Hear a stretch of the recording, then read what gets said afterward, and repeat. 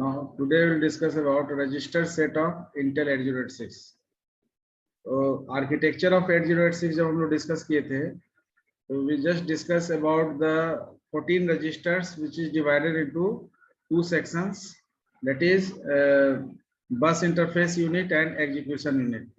So under execution unit we just have a total 8 registers, that is a accumulator, base, counter, data, status flag,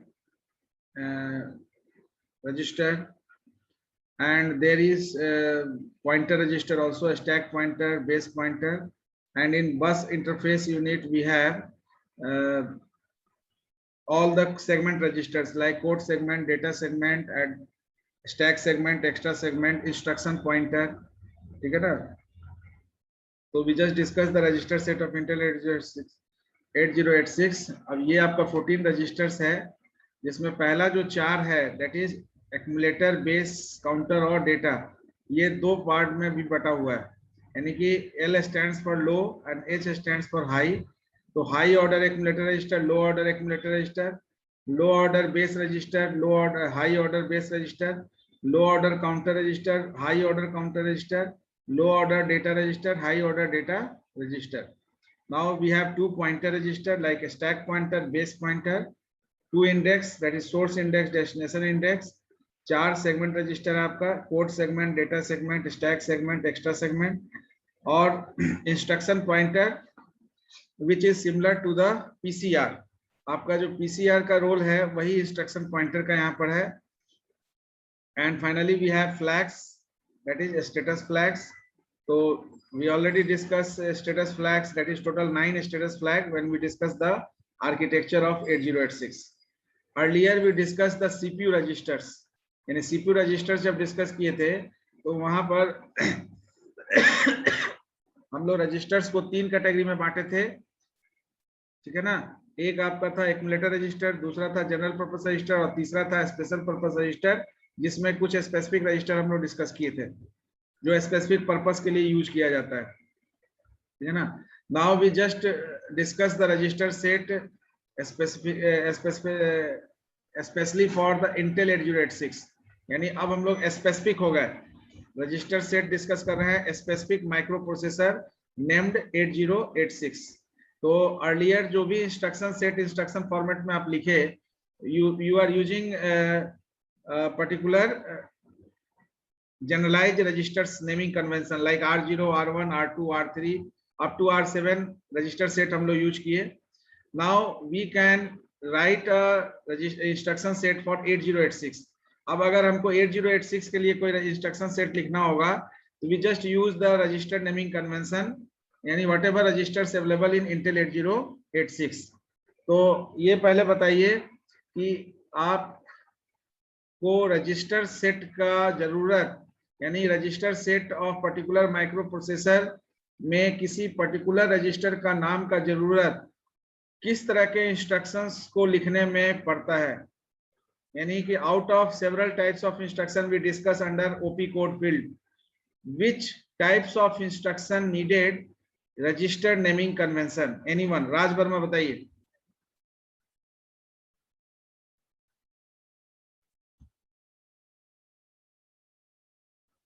राज वर्मा बताइए. Sir just like sir sum करना हो तो उसके लिए use करते उसको, या मल्टीप्लाई करना हो. सम करना है वो तो ठीक है, वो तो एलोकेशन है, लेकिन बेसिकली आपका जो रजिस्टर है वो या मेमोरी लोकेशन है वो किस पर्टिकुलर फील्ड को रिप्रेजेंट करता है, ओपी कोड फील्ड या ओपी कोड फील्ड या operand field? OP code sir. OP code field नहीं, ऑपरेंड फील्ड को रिप्रेजेंट करता है ना रजिस्टर. एक minute. See in this particular slide there is OP code field and operand field. तो आपका जो ओपी कोड फील्ड है वो डेटा ट्रांसफर, डेटा मैनिपुलेशन या प्रोग्राम कंट्रोल इंस्ट्रक्शंस इसमें होल्ड होता है. ऑपरेंड फील्ड में आपका जो है मेमोरी लोकेशन और रजिस्टर्स के बारे में आप सोचते हैं, यानी ऑपरेंड फील्ड में रजिस्टर्स के बारे में क्यों सोचते हैं? इसलिए सोचते हैं क्योंकि ऑपरेंड फील्ड में you think about data and data is kept either in registers or any memory location. तो रजिस्टर्स में अगर वो एलोकेट होगा तो आप रजिस्टर नेमिंग कन्वेंशन को यूज करेंगे। जब भी किसी रजिस्टर्स को यूज करना होगा तो पर्टिकुलर माइक्रो प्रोसेसर के लिए अगर इंस्ट्रक्शन सेट लिख रहे हैं तो उस माइक्रो प्रोसेसर का नेमिंग कन्वेंशन यूज करेंगे। Are you getting the point? Yes sir. हाँ, तो ये ओपी कोड का पार्ट, यानी ओपी कोड के कौन सा इंस्ट्रक्शंस के लिए ये लिखा जाता है, इसका जरूरत पड़ता है तो data manipulative instructions, data manipulative, data transfer and movement group of instructions. Data manipulation में तो आप अरिथमेटिक या लॉजिकल या आप शिफ्टिंग ऑपरेशंस को के लिए निमोनिक्स यूज करते हैं, लेकिन डेटा ट्रांसफर में जो भी इंस्ट्रक्शन आप यूज करते हैं उसमें आप डेटा को मूव कराने के लिए, डेटा को इन या आउट कराने के लिए आप इंस्ट्रक्शंस यूज करते हैं निमोनिक्स। ठीक है ना? तो अब यहाँ पर जो आपका इंटेल 8086 है, इसमें जो पहला, क्योंकि ये 16 बिट का रजिस्टर होल्ड करता है, तो Intel 8086 is a 16 bit computer, 16 bit micro processor है, तो ये 16 बिट का रजिस्टर सेट भी होल्ड करता है। तो 16 बिट का जो रजिस्टर सेट है, अब AX, BX, CX, DX, अगर X आप प्लेस कर रहे हैं तो ये 16 को रिप्रेजेंट कर रहा है, 16 बिट हेक्साडेसिमल, और AL stands for low order, AH stands for high order. तो जो 16 बिट टोटल आपका साइज है उसमें से 8-8 बिट का लो ऑर्डर और हाई ऑर्डर बटा हुआ है आपका इस 4 रजिस्टर के लिए, यानी AX, BX, CX और DX, ये 4 रजिस्टर के लिए 8-8 बिट का लो ऑर्डर और हाई ऑर्डर है। तो जब आप इंस्ट्रक्शन लिखेंगे तो AX is the representation for 16 bit, AL is the representation for 8 bit. तो if you write move AX BX, इसका मतलब है कि 16 बिट ऑपरेशन हो रहा है। अगर आप लिखेंगे मूव AL BL, तो ये आपका इंस्ट्रक्शन से ही पता चल जाएगा कि you are using 8 bit operation, यानी आप जो इंस्ट्रक्शन लिख रहे हैं उसमें एक्यूमुलेटर 8 बिट ऑपरेशन परफॉर्म कर रहा है। ये क्लियर है ना? अर्लियर हम लोग क्या AX BX के जगह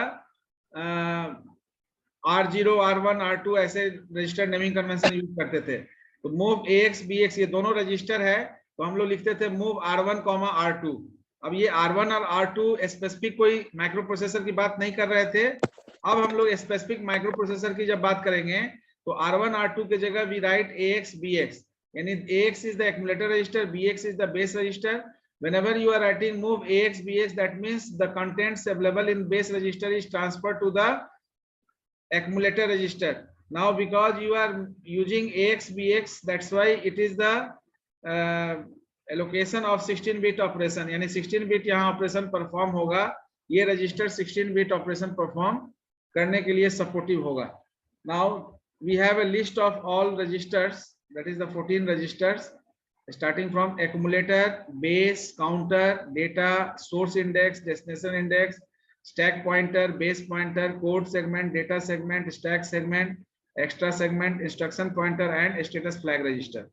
Now before discussion of the particular types of register, we just go through the concept of array. Array का एक बार concept हम लोग देखेंगे।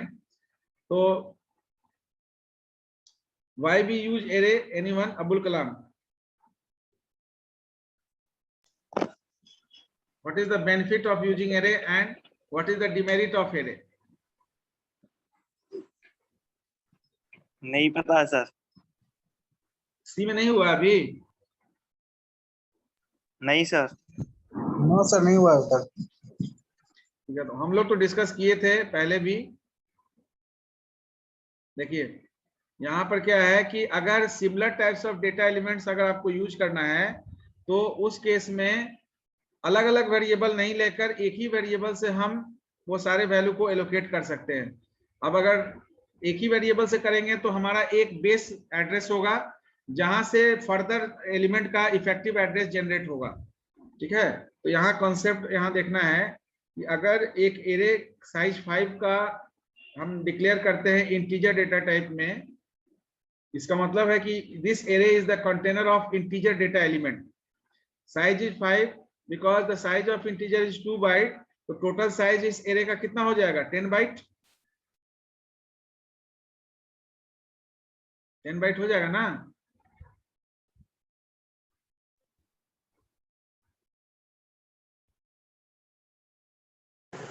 Yes sir. अब A5 है, अब इसमें इंडेक्स का कॉन्सेप्ट कैसे हम लोग लेते हैं, लोअर बाउंड इंडेक्स आपका 0 से स्टार्ट होता है और अपर बाउंड जो है टोटल जो साइज है एरे का उससे एक कम होता है, तो टोटल साइज 5 है तो उससे एक कम कितना हो जाएगा 4, ठीक है ना। तो A0 से लेकर A4 तक आप डिफरेंट लोकेशन पर डेटा को एलोकेट किए, 5, 2, 1, 3, 10 कोई भी वैल्यू यहाँ स्टोर कर सकते हैं।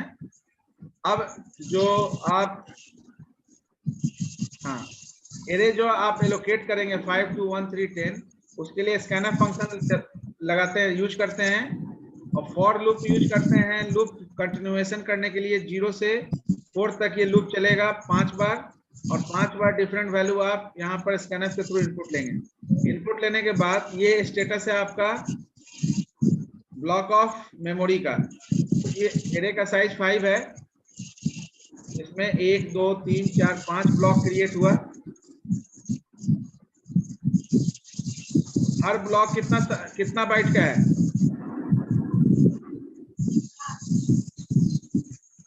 1 बाइट नहीं 2 बाइट। 2 बाइट। इंटीजर है तो 2 बाइट है, कैरेक्टर होगा तो 1 बाइट, यस सर। फ्लोट होगा तो 4 बाइट, डबल होगा तो 8 बाइट, लॉन्ग होगा तो भी 4 बाइट, ठीक है ना। अब ये जो 1000 एज्यूम किया हुआ है, this is the base address. तो बेस एड्रेस को अगर डिफाइन करना होगा तो base address is what, base address is the address of first element, because from the base address you can retrieve the address of any element of the list. तो suppose अगर base address 1000 है, size of the single data is 2 byte, तो आप base address में 2 add करते हुए आगे का इफेक्टिव एड्रेस जनरेट कर सकते हैं, ठीक है ना। तो क्लियर है ना ये? Yes sir. हाँ, देन फर्स्ट जो रजिस्टर हम लोग डिस्कस करेंगे एक्यूमुलेटर रजिस्टर। यहाँ पर एक्यूमुलेटर का क्या रोल है ये आपको ऑलरेडी पता है। सीपीयू रजिस्टर्स में जो हम लोग डिस्कस किए एक्यूमुलेटर रजिस्टर, एक्यूमुलेटर रजिस्टर का मेन रोल क्या है अभय कुमार? इंटरमीडिएट रिजल्ट को सर, हाँ, यानी एएलयू में जो भी ऑपरेशन होता है उसका intermediate result accumulator register hold करता है। अब यहाँ पर क्या है, केवल इतना चीज समझना है कि ये इंटेल 8086 में जो एक्यूमुलेटर रजिस्टर है वो 16 बिट रजिस्टर है।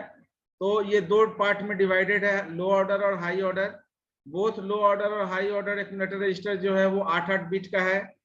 तो अगर आपको 16 बिट ऑपरेशन रिप्रेजेंट करना है तो एक्यूमुलेटर रजिस्टर में इंस्ट्रक्शन सेट अगर यूज करेंगे तो माइक्रो प्रोसेसर को AX आप यूज करेंगे, यानी AX नेमिंग कन्वेंशन यूज करेंगे तो 16 बिट आपका ऑपरेशन होगा।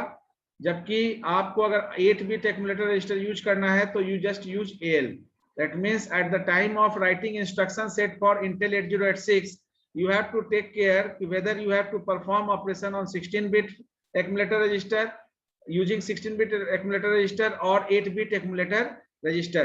If you want to use 16 bit accumulator register then you use the naming convention AX, or if you want to use 8 bit accumulator register then you can use the naming convention like AL.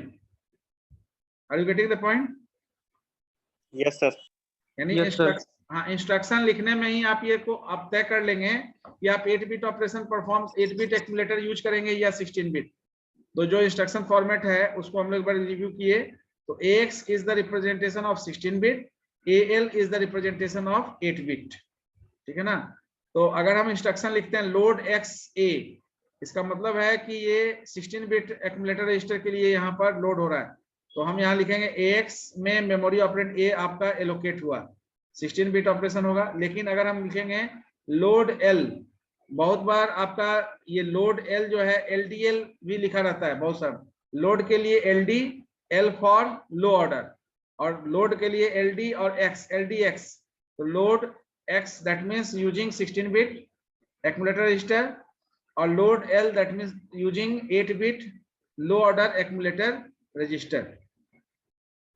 अब देखिए instruction set जो आप लिखेंगे Intel 8086, अगर लिखेंगे load x A that means आपका memory operand AX में transfer हुआ और ये 16 बिट को रिप्रेजेंट करेगा। सम बी भी आपका उसी रजिस्टर में हो रहा है 16 बिट में, लेकिन इसके अलावा मूव AX BX लिखेंगे तो ये भी 16 बिट को रिप्रेजेंट कर रहा है, क्योंकि AX और BX दोनों 16 बिट नेमिंग कन्वेंशन है आपका एक्यूमुलेटर और बेस रजिस्टर का। लेकिन जैसे ही लिखेंगे मूव AL BL, इसका मतलब है contents of BL is transferred to the content to the AL। इसका मतलब है कि ये इंस्ट्रक्शन में आप 8 बिट ऑपरेशन परफॉर्म कर रहे हैं। तो by the help of the instruction you can easily identify whether the operation is performed by using 16 bit register or 8 bit register. So it is mandatory to use accumulator register in Intel 8086 if any ALU operation is to be performed, क्योंकि आपको पता है कि accumulator register is responsible for holding intermediate result of ALU part of operation। तो जब भी कोई ALU operation perform होगा तो accumulator register का जरूरत होगा इंटरमीडिएट या पार्शियल रिजल्ट को होल्ड करने के लिए। क्लियर है?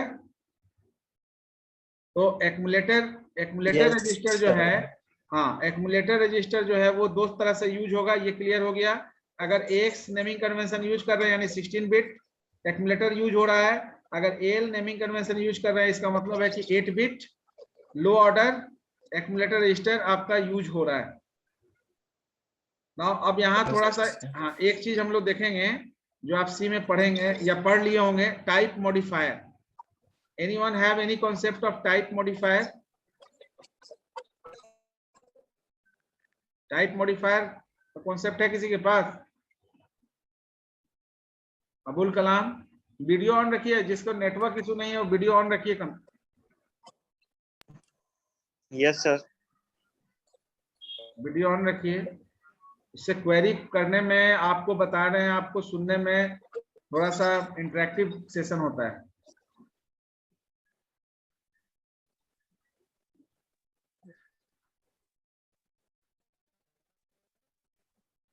टाइप मॉडिफायर नहीं डिस्कस हुआ है अभी? नहीं सर। ठीक है, by the name I just give you the brief one. Type modifier का मतलब होता है ऐसा कीवर्ड जो किसी data type existing data type के पहले अगर लगा दीजिए तो उसका टाइप मॉडिफाई हो जाए। जैसे यहाँ पर सी में आप पढ़ेंगे 4 तरह का type modifier, short, unsigned, signed और लॉन्ग। अब देखो अगर इंटीजर लिख रहे हैं तो इसमें निगेटिव और पॉजिटिव वैल्यू इंक्लूड होता है। अब ये कैसे होता है यहाँ देखिए, जनरलाइज जो आपका फॉर्मूला है -2 का पावर n-1 टू 2 का पावर n-1 -1, ये आपका जनरलाइज फॉर्मूला है जिसके बेसिस पर range of data type fix होता है।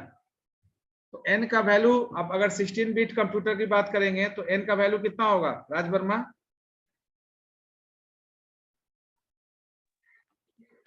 सर -32,67 से सर।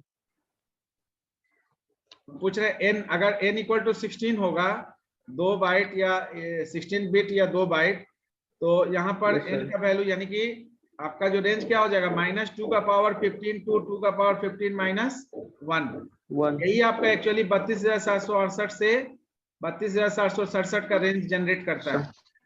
अगर 32 बिट कंप्यूटर की बात करेंगे तो क्या हो जाएगा -2 का पावर 31 टू 2 का पावर 31 -1, ये रेंज होगा आपका इंटीजर का। ठीक है ना। अगर 64 बिट कंप्यूटर की बात कीजिएगा तो इंटीजर का रेंज कितना होगा? -2 पे पावर 63 2 का पावर 63 -1। हाँ हाँ, तो इसलिए आप देखिए कि अलग अलग टाइप के कंप्यूटर में आपका इंटीजर का रेंज चेंज हो रहा है ना। Yes sir.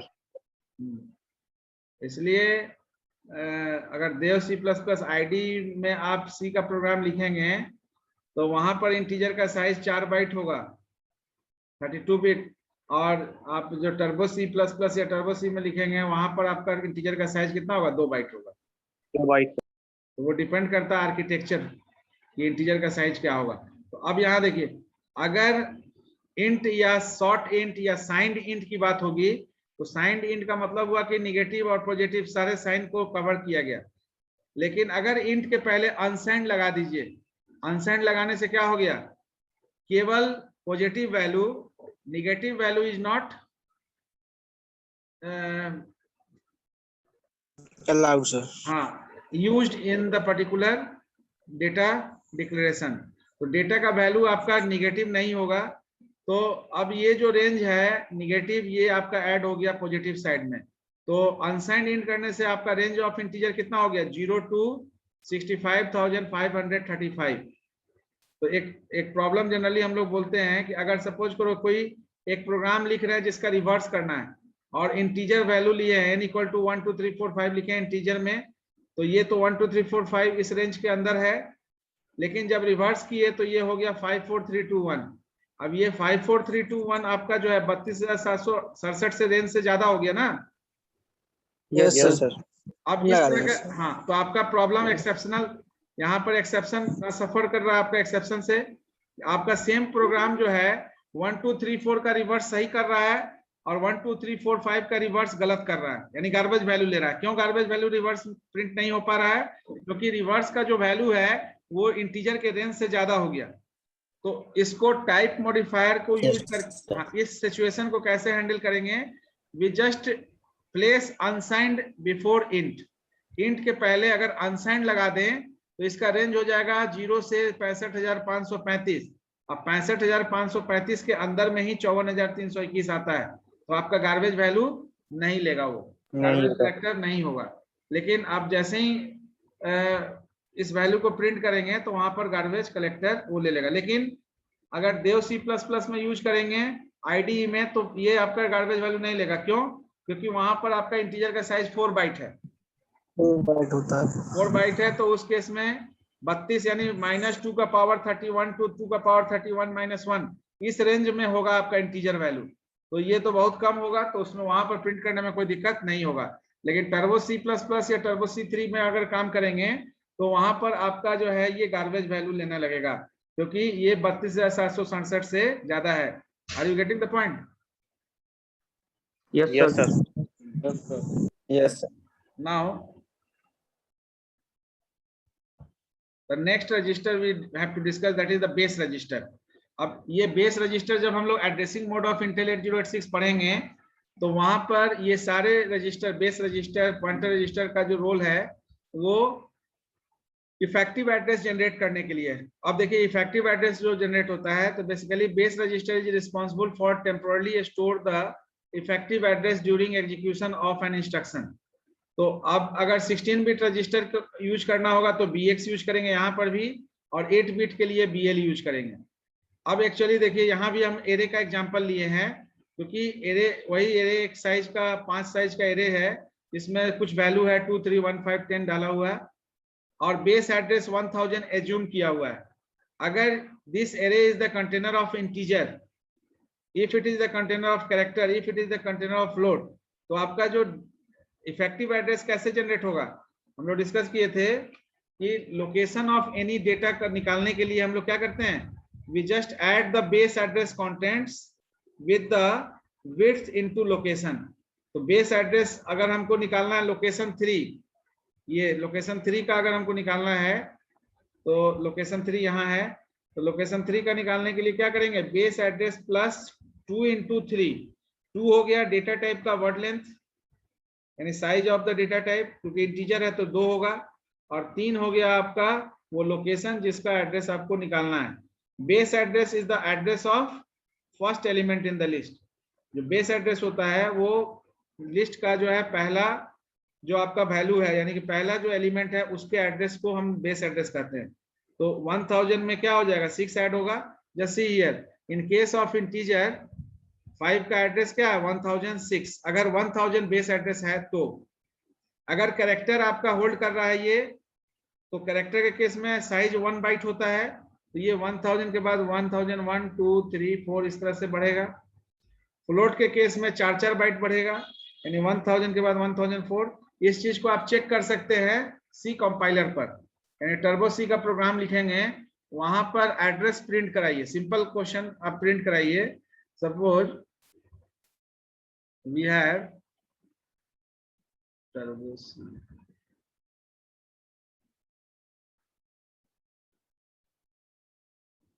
Now see, suppose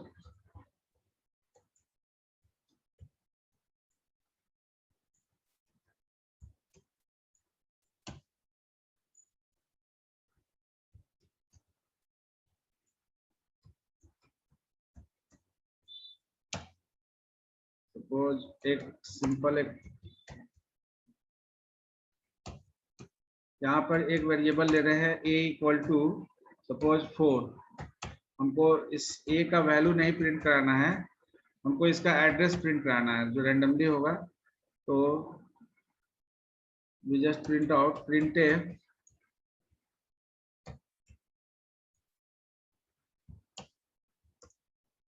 address of a is equal to percentage u unsigned, क्योंकि एड्रेस आपका निगेटिव नहीं होगा u, और यहाँ पर प्रिंट कराएंगे address of a। Now see here,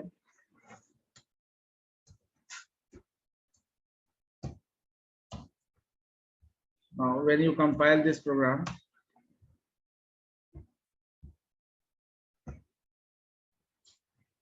now see address of a is what 65,524, ये randomly generate हुआ। now suppose you take the, इसको आप array ले लीजिए, array of size 2 साइज का array ले लिए, और यहाँ पर दो वैल्यू भी एंट्री ले लेते हैं। तो इसके लिए लूप ले लिए for I equal to 0, I less than 2, I plus plus, scan है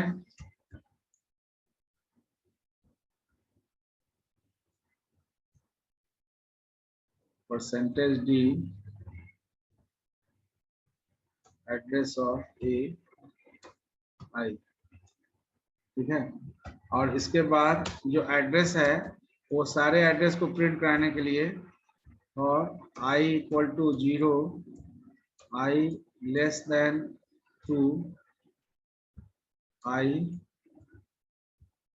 प्लस प्लस, यहाँ पर printf address of a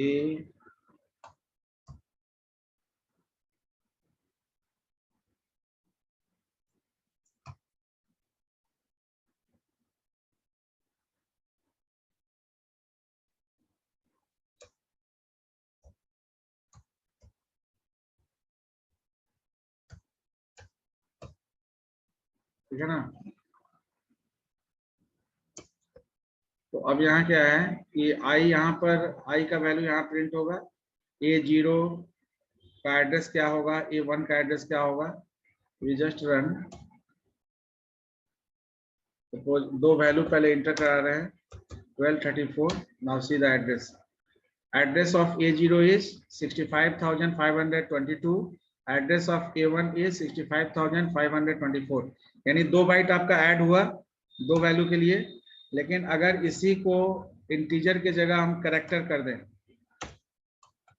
integer के जगह अगर ये कैरेक्टर होल्ड कर रहा है, तो उस केस में सपोज दो कैरेक्टर सपोज डाल दिए 1 और 4, कोई दो कैरेक्टर है। Now see the address, address is 65,524 a0 का, और a1 का एड्रेस क्या हो गया 65,525, यानी 1 बाइट आपका एलोकेशन ऐड हुआ। अगर यहाँ फ्लोट कर दें, यानी कि your array is the container of float, तो just see the address. Float में भी सपोज वही कोई वैल्यू डाल देते हैं 1 और 5। नाउ सी,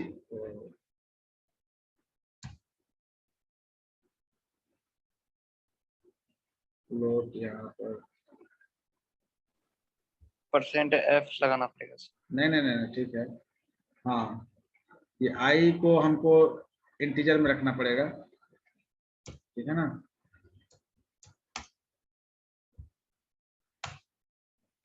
उसमें वैल्यू कुछ भी रखें, यहाँ पर i को इंटीजर में रखें, क्योंकि i का वैल्यू यहाँ प्रिंट करा रहे हैं। और यहाँ पर ये f जो वैल्यू आप होल्ड करेंगे वो आपका फ्लोट टाइप होगा, ठीक है। तो सपोज 1 और 5 डालें, तो see here address of A0 is 65,518 और एड्रेस ऑफ A1 इज 65,522, यानी 4 बाइट आपका ऐड हुआ, 18 से 4 22। तो ये आपका डेटा टाइप पर इसी चीज को हम लोग डिस्कस कर रहे थे यहाँ। ये डेटा